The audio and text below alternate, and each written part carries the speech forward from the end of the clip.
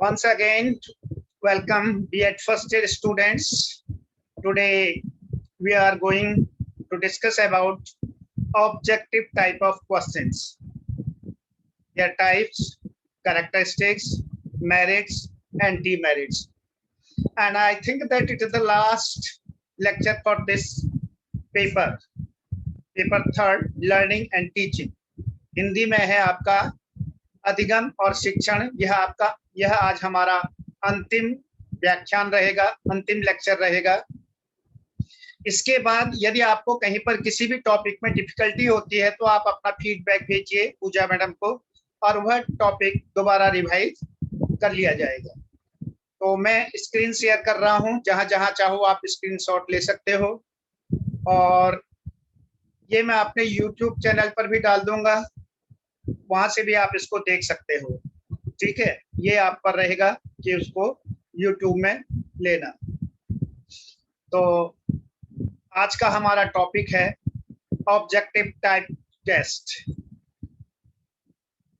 कि objective type test क्या है, ठीक है, तो इसके बारे में हम आज जो है डिस्कस करेंगे। सबसे पहले हमने पढ़ा था इवेल्युएशन। इवेल्युएशन हमने दो तरह के पढ़े थे हमने, क्या, दैट इज ओरल और रिटन।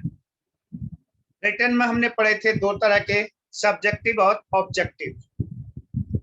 सब्जेक्टिव के बारे में हम थोड़ा बहुत डिस्कस कर चुके हैं and now it is the most important objective type test. यदि अचीवमेंट टेस्ट आता है तो आपका ऑब्जेक्टिव टाइप टेस्ट के आधार पर इसको आप जो है लिख सकते हैं। सबसे पहले एक टेस्ट, तो पूजा मैडम बता रही है कि टेस्ट या एग्जामिनेशन क्या है।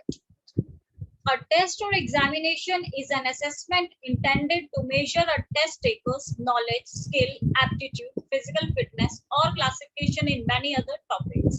ठीक है, ये आपको पता चल गया होगा, जिससे हम जो है जिसका भी टेस्ट ले रहे हैं उसका हम असेसमेंट कर सकते हैं, उसके नॉलेज का, ज्ञान का, स्किल, उसकी कुशलता का, एप्टीट्यूड का, फिजिकल फिटनेस या फिर क्लासिफिकेशन।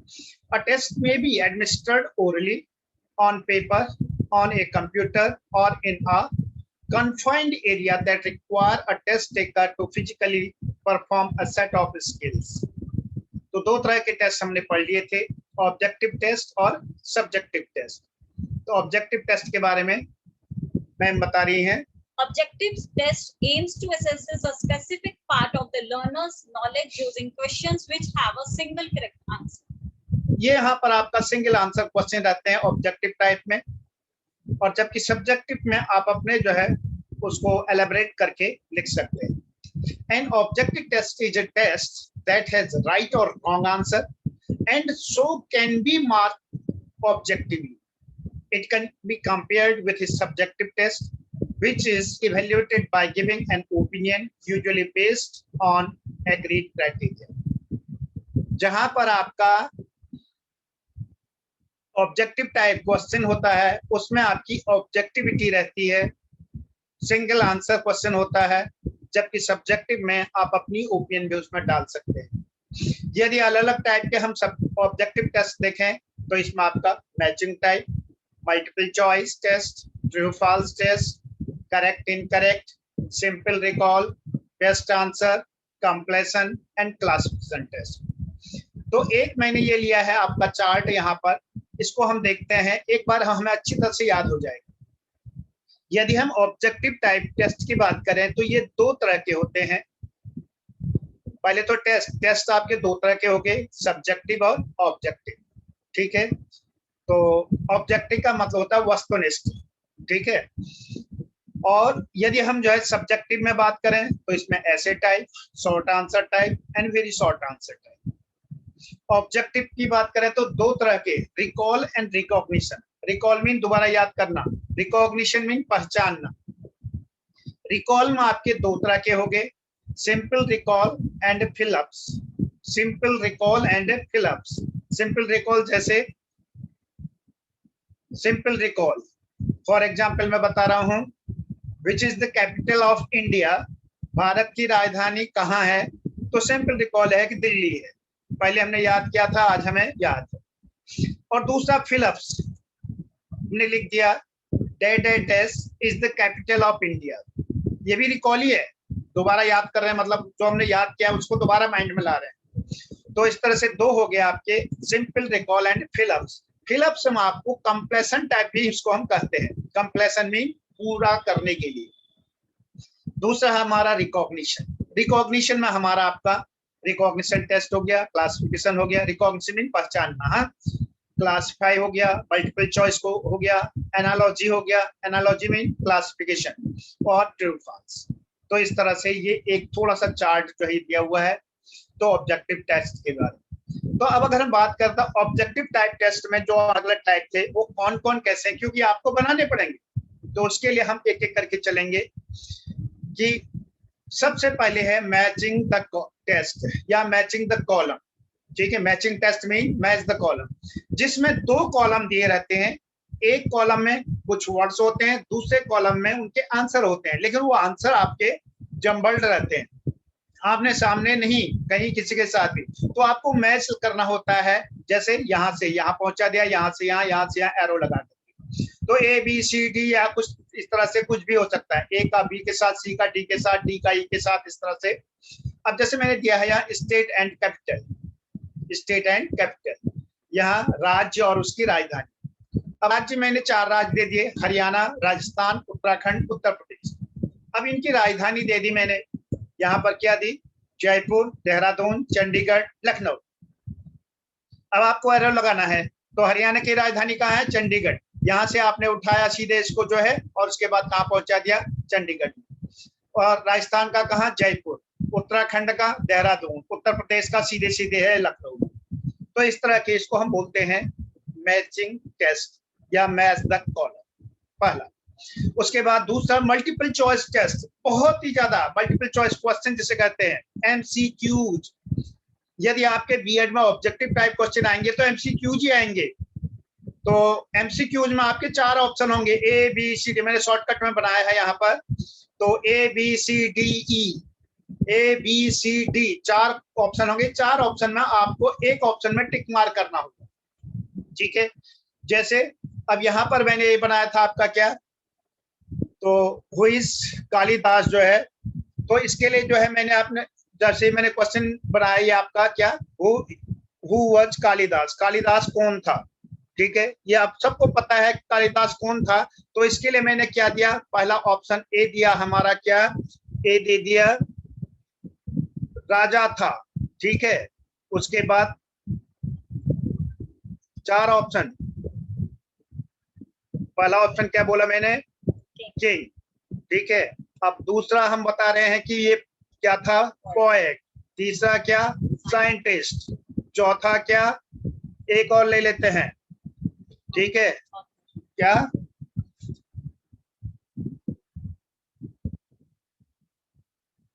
Businessman, BUSINESSMAN।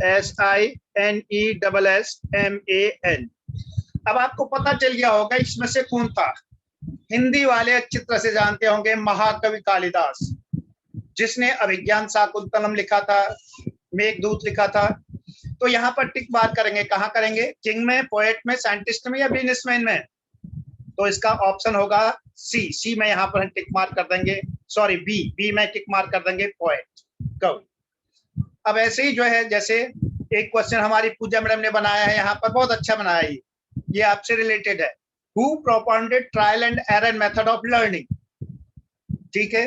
सीखने का भूल और प्रयास विधि किसने दी थी, सबको याद होगी। तो पूजा मैडम किसने दी थी, थॉर्नडाइक ने। पूरा नाम क्या था, EL थॉर्नडाइक। क्या, EL थॉर्नडाइक ने जो है यह आपका ट्रायल एंड एरर मेथड, सीखने का या अधिगम का ट्रायल एंड एरर मेथड दिया। तो पहला हमने बताया आपका मैचिंग टेस्ट, दूसरा मल्टीपल चॉइस क्वेश्चन, तीसरा है आपका ट्रू फॉल्स। ये आप खूब करते आ रहे क्लास फर्स्ट सेकंड से, ये ट्रू फॉल्स चलता है, सही या गलत दोनों में से एक ऑप्शन में टिक मार्क करना होता है, ठीक है। मैथ्स वालों के लिए मैंने एक क्वेश्चन बनाया यहाँ पर, similar triangles are congruent, similar triangles are congruent, similar triangle congruent होते हैं। तो ट्रू है तो ट्रू में करना है, फॉल्स में तो फॉल्स है। अगर मैथ्स वाला कोई हो तो आप में से जो है बोल सकते हो अभी जो है, ठीक है, कोई भी जो अपना जो है अनम्यूट करके अपना बता सकते हैं कि ये ट्रू है या फॉल्स है, मैथ्स वाला कोई है तो, ठीक है, नहीं तो फिर मैं बता रहा हूँ। All congruent triangles are similar but not similar triangles are congruent. Clear? तो अब आपको पता चल गया होगा कि ट्रू है या फॉल्स है। This is false. दूसरा एक क्वेश्चन और पूजा मैडम ने बनाया है, बहुत अच्छा बनाया है। क्या बनाया मैडम, एक बार रीड करें। The sun revolves around the earth. सूर्य पृथ्वी के चारों ओर चक्कर लगाता है। अब आपको पता लग गया सूर्य लगाता है या अर्थ पृथ्वी लगाती है, तो ट्रू होगा या फॉल्स होगा madam? The sun revolves around the earth, true या false Pooja madam? This is false, क्योंकि पृथ्वी चारों ओर सूर्य के चारों ओर चक्कर लगाती है, नहीं कि सूर्य पृथ्वी के चारों ओर चक्कर लगाता है। इसके बाद फोर्थ है आपका करेक्ट और इनकरेक्ट। ट्रू और फॉल्स, हालांकि दोनों एक जैसे हैं। यहाँ पर करेक्ट और इनकरेक्ट में आपने टिक मार्क करना है जैसे, लेकिन इसमें आपने ये भी करना है जो इसमें वर्ड गलत है उसके लेफ्ट और राइट के दोनों वर्ड लिखना है और बीच में करेक्ट करके लिखना है। और ये जनरली जो भी लैंग्वेज वाले हैं, हिंदी, इंग्लिश, उर्दू, ठीक है, पंजाबी, इन सब के लिए है ये। इसमें पूरे सेंटेंस में एक वर्ड गलत है। क्या है? पूरे सेंटेंस में एक शब्द गलत है। उस शब्द के लेफ्ट में भी और राइट में भी दोनों सही है। जो बीच वाला जो गलत वर्ड है उसको लिखना है सही करके, ठीक है, तब उसको करेक्ट करना है। और यदि वह पूरा का पूरा करेक्ट है तो आपने करेक्ट में टिक मार्क कर देना। जैसे यहाँ सेंटेंस है, इंग्लिश लैंग्वेज वालों के लिए है, Ram has been absent from the school from last Saturday. अब इसमें कोई वर्ड गलत है? एक बात सोचो, Ram has been absent from the school from last Saturday. समझ में आ गया होगा? आपके टेंसेस आपको आते होंगे, ठीक है। तो ये आपका परफेक्ट कंटिन्यूअस टेंस का है, तो वहां पर आपका सिंस और फॉर का प्रयोग होता है। डेफिनेट टाइम के लिए सिंस और इनडेफिनेट टाइम के लिए फॉर। जैसे सिंस मंडे, सिंस 2 अप्रैल, सिंस 1970। तो यहाँ पर जो आपने स्कूल के बाद इस फ्रॉम को अंडरलाइन करके यहाँ पर सिंस लिख देना है, ठीक। और इसके बाद नेक्स्ट है आपका हरी प्रीफर्स इंग्लिश टू फ्रेंच, ठीक है। हरी प्रीफर्स इंग्लिश टू फ्रेंच। जहां पर प्रीफर होता है वहां पर देन नहीं आता, वहां पर टू आता है, इसलिए क्या है आपका करेक्ट। नेक्स्ट आपका रिकॉल, सिंपल रिकॉल। केवल आपने केवल याद करना है कि जो आपने याद किया था उसको दोबारा याद करना है। तो ये है आपका who is known as father of genetics. Individual differences में, ग्रोथ और डेवलपमेंट में हमने आपको अच्छी तरह से बताया है। अगर आपको याद है, किसी को याद है तो बोल सकते हो अभी आप, ठीक है। किसी को भी याद है तो you can unmute and you can tell me who is known as father of genetics. आनुवांशिकी के जनक कौन हैं? आनुवांशिकी। तो कहीं किसी की आवाज नहीं आ रही, then it is Gregor John Mendel. Gregor John Mendel is known as father of genetics. तो आपने आंसर लिख देना है पीछे, ग्रेगर जॉन मेंडल। पूरा सेंटेंस की जरूरत नहीं है। Gregor John Mendel is known as the father of genetics. यहाँ पर पूरा नहीं आता, सिर्फ ग्रेगर जॉन मेंडल। अच्छा, इसके बाद एक क्वेश्चन और बनाया है, ये आप पढ़ भी लेना। उसके बाद जिसको आंसर आता हो तुरंत बताना अनम्यूट करके, तुरंत। Who is the founder of Arya Samaj? Arya Samaj की स्थापना किसने की? Dayanand Saraswati. Very good, very good. जिसकी भी आवाज थी, जिसकी आवाज थी ये? अनुपमा। अनुपमा, वेरी गुड, बहुत बढ़िया अनुपमा।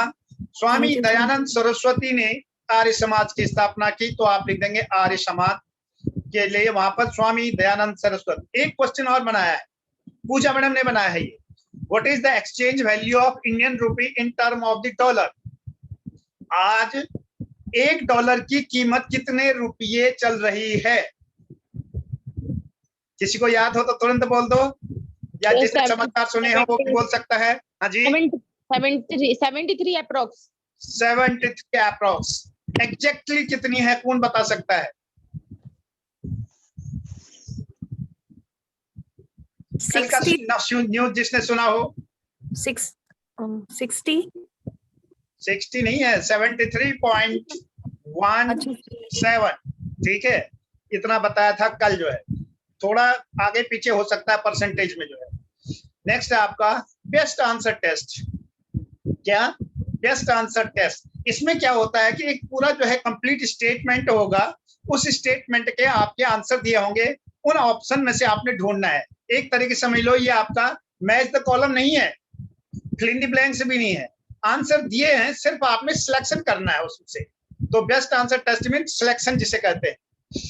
तो put the mark against, market नहीं, put the mark against the best answer, जो सही आंसर है उसके लिए कारण बताना है। कारण बताओ। अलेक्जेंडर डिडंट प्रोसीड फर्दर, आपको पता है सिकंदर ने जब भारत की ओर आ रहा था, कुछ लोग कहते हैं भारत में आया, कुछ लोग कहते हैं नहीं आया, तो लेकिन यहाँ पर क्वेश्चन है कि सिकंदर भारत की ओर आगे जो है प्रस्थान नहीं कर पाया, क्योंकि उसके पीछे कारण पहला, he didn't know the route, उसको रास्ते का पता नहीं था। His forces refused to go further, उनकी सेना ने आगे जाने से मना कर दिया। He was defeated by some king, और कुछ राजाओं ने उसको हरा दिया। अब जिसने सिकंदर के बारे में पढ़ा है तो कोई भी इसमें से बता सकते हो कि पहला ऑप्शन, दूसरा ऑप्शन या तीसरा ऑप्शन बेस्ट आंसर। हालांकि आंसर सारे ही हैं ये, क्योंकि सिकंदर को रास्ते का भी पता नहीं था, आगे जाने के लिए उसकी सेना ने भी मना कर दिया था, कुछ राजा उससे लड़ रहे थे, हराया तो नहीं था उस समय तक।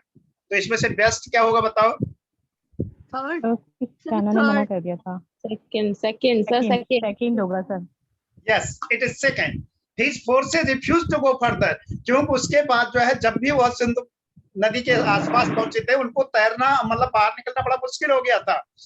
तो उस समय चंद्रगुप्त और चाणक्य दोनों थे, उनने बहुत बड़ी नीति बनाई थी आगे के लिए, वो कभी भी बाद में कभी बताऊंगा। तो इसीलिए जो उनकी सेना ने बोला कि महाराज यहाँ तक तो पहुंच गए हम आगे नहीं बढ़ेंगे, हम सिंधु नदी को पार नहीं करेंगे। हालांकि ये तीनों आंसर भी ठीक है। हाँ, जब कहीं राजा ने हराया या नहीं हराया वो अलग है। अगला आपका completion test. Completion mean fill in the blanks, ठीक है। आपको एक सेंटेंस दिया है या एक पूरा जो है सेंटेंस दिया, उसमें आपने वर्ड्स भरना है या आधा सेंटेंस भरना है। अब पहला है he who dig a pit for others, आगे क्या आएगा कोई भी बता सकता है? जो दूसरों के लिए गड्ढा खोदता है, आगे डैश, हिंदी में बताओ जरा। वो खुद ही गड्ढे में गिर जाता है। वह खुद ही गड्ढे में गिर जाता है। तो अब आ गई, आप इसको इंग्लिश में पूरा करो। He who dig a pit for others himself fall into it. Himself fall into it. जरूरी नहीं कि himself ही हो, हर सेल्फ भी हो सकता है। हाँ? अगर आप यहाँ पर ही की जगह सी लगा रहे हो तो।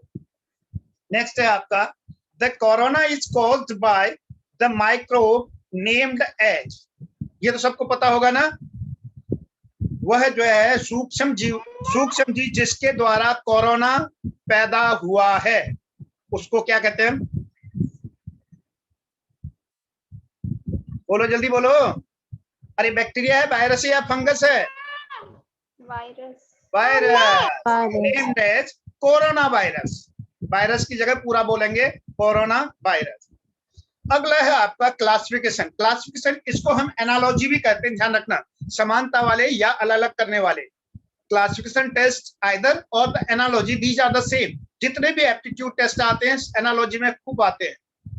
तो इसमें मैडम पढ़ रही है कि ये क्या है जो है, मैडम जरा पढ़िए। In each line, In each line, underline the word that does not belong to the group.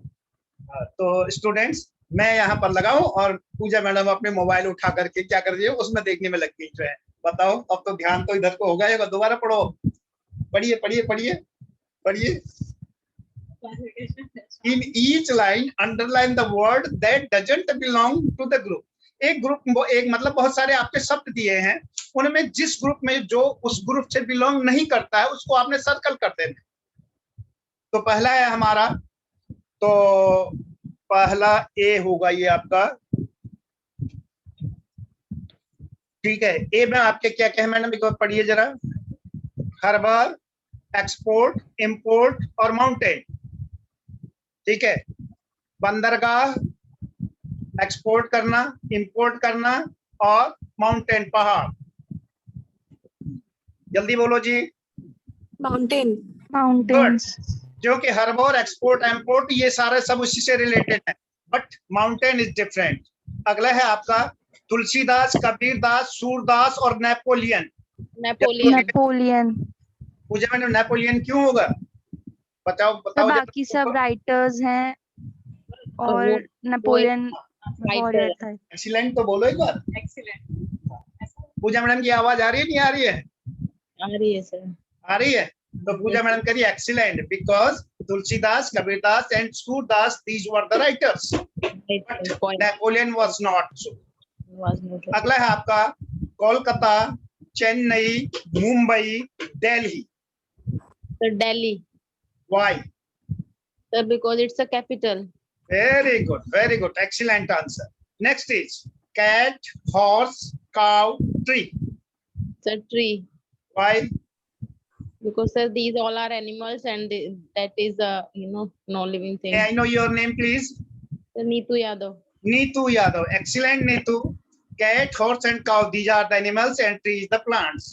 तो इस तरह से ये आपके लगभग 8 टाइप के हमने ऑब्जेक्टिव टाइप क्वेश्चन बताए हैं, ठीक है। तो इसमें एक बात पूजा मैडम केवल नाम बता रही है कौन कौन से हैं, ठीक है। एक बार जरा पूजा मैडम का प्रोनाउंसिएशन बहुत अच्छा रहता है और साउंड भी बड़ी क्लियर रहती है, इसलिए पूजा मैडम एक बार बताइए। First is Matching test, second multiple choice test, third true false test, fourth correct incorrect test, fifth simple recall test, sixth best answer test, seventh completion test, eighth classification test.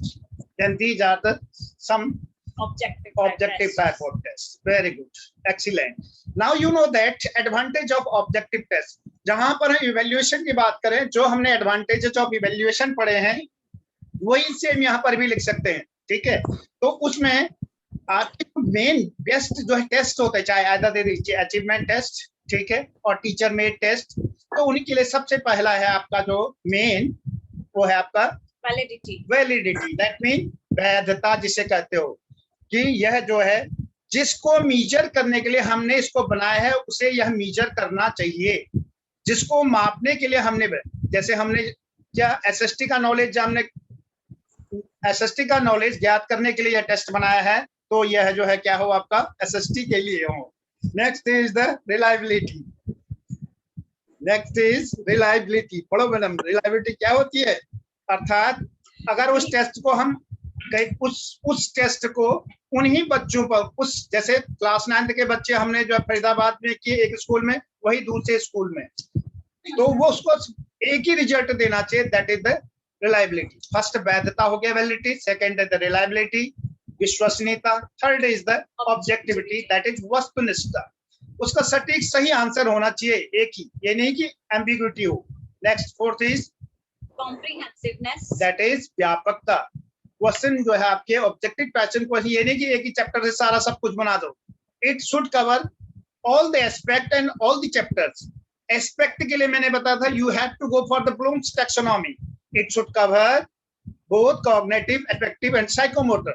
But there is also one critic that objective type question does not measure effectiveness domain of behavior.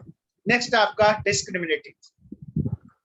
जो भी हमारा objective type test हो उसमें हमें discrimination, विभेदीकरण, अर्थात जो जिस आईक्यू लेवल में आते हैं उसी आईक्यू लेवल में उनको आना चाहिए। सपोज एक बच्चा गिफ्टेड है जिसका आईक्यू 120 और मोर है और उसके जो मार्क्स मिल रहे हैं, स्कोर मिल रहे हैं, वह 100 में से 40 मिल रहे हैं। एक बुद्धू लड़का है उसके 80 मिल रहे हैं। तो इस तरह का जो है आपका ये टेस्ट फेल है, उसमें डिस्क्रिमिनेशन पावर नहीं है। Next is practicability. Pooja madam बताइए क्या? कैपेबिलिटी। दोबारा बोलिए। प्रैक्टिकेबिलिटी। दोबारा बोलिए। प्रैक्टिकेबिलिटी जी। कैपेबिलिटी नहीं, प्रैक्टिकेबिलिटी, दैट इज उपयोगिता। Capability. प्रैक्टिकल होना चाहिए, अर्थात उसको हम यूज करें तो वो आसानी से उसको हम प्रैक्टिकल में अपने प्रयोग में ला सकते हैं। तो अब हम चलते हैं कि limitation of objective test. Objective type test उनकी क्या क्या सीमाएं हैं, लिमिटेशंस। तो मैं उठ के भागी ना, गर्दन दबा दो। तो limitation of objective type question में क्या क्या है कहा, एक बार सुनिए जरा ध्यान से। पूजा मैडम सुना रहे हो? हाँ जी, फर्स्ट इज बताइए। Measure of cognitive aspect only. अरे मेजरमेंट ऑफ कॉग्निटिव, यह केवल ज्ञानात्मक पक्ष को नापता है, भावनात्मक और क्रियात्मक पक्ष को नहीं मेजर करता या नहीं असेस करता है। ठीक है, ब्लूम्स टैक्सोनॉमी के 3 डोमेन हैं, कॉग्निटिव, अफेक्टिव एंड साइकोमोटर। तो यह केवल कॉग्निटिव एस्पेक्ट को असेस करता है। नेक्स्ट है आपका measure of memory power only, कि हमारी केवल मेमोरी पावर है उसको ही जो मेजर करता है।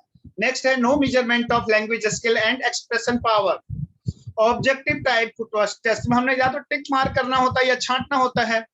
तो हमारा जो लैंग्वेज स्किल है, भाषा कौशल जिसे कहते हैं, और अपने आप उसको एक्सप्रेस करना, ये जो है इस चीज को यह मेजरमेंट नहीं करता, इसकी नापतोल नहीं करता है।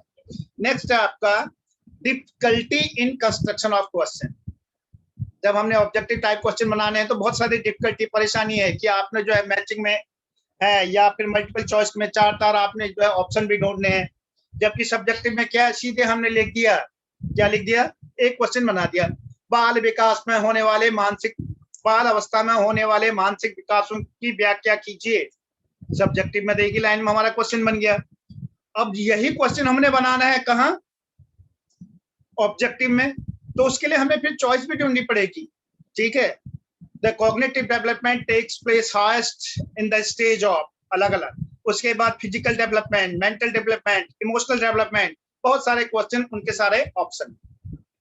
नेक्स्ट है आपका उसके बाद एडमिनिस्ट्रेटिव डिफिकल्टी।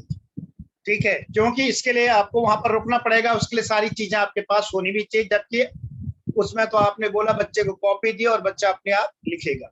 ठीक है, नेक्स्ट है आपका फ्लूक आंसर्स। क्या फ्लूक आंसर्स, ये क्या होता है एक बार मैडम बता दीजिए।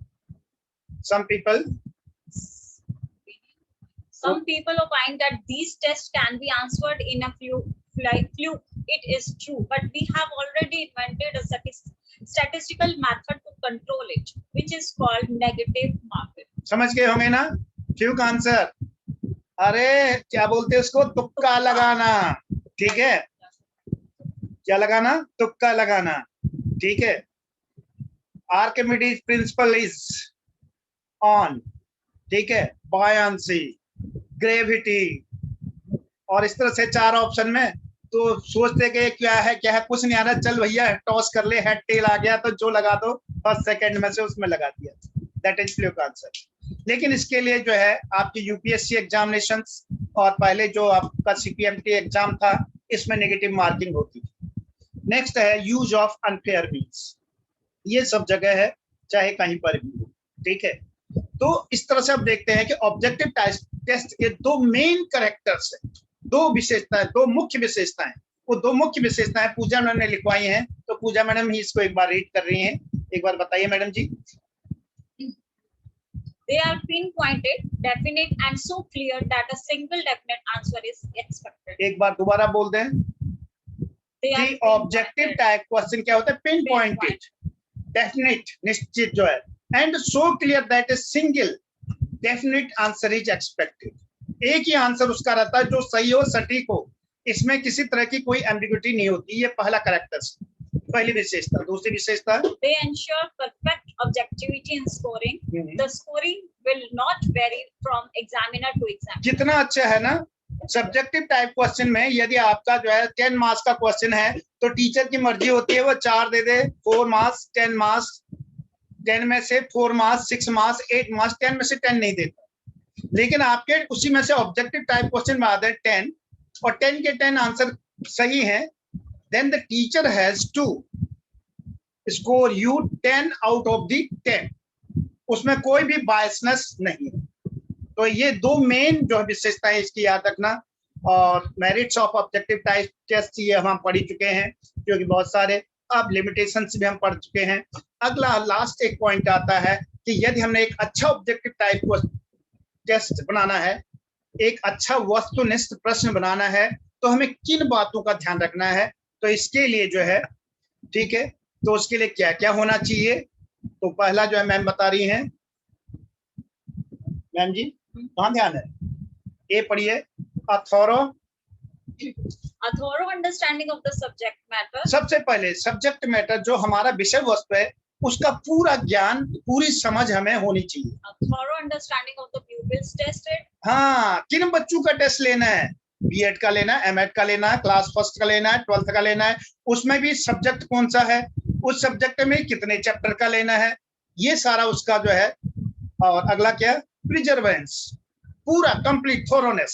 ठीक, नेक्स्ट है आपका A little creativity to prepare fertile kinds of items. हाँ, इस तरह के एक सिंपल क्वेश्चन नहीं, उसको थोड़ा अच्छी तरह से जो है। नेक्स्ट है आपका, it is of paramount importance for him to be cognizant, क्या cognizant of the pitfalls involved in the writing objective type test items। किसी तरह की पूरा कंप्लीट जो है आपका यहाँ पर उसकी महत्वपूर्ण होना चाहिए कि कोई भी कमी नहीं है। तो इस तरह से this is our last lecture for this B.Ed first year third paper learning and teaching. Thank you very much for listening very patiently. Now you can answer the question. अब आप चाहो तो आप क्वेश्चन पूछ सकते हैं।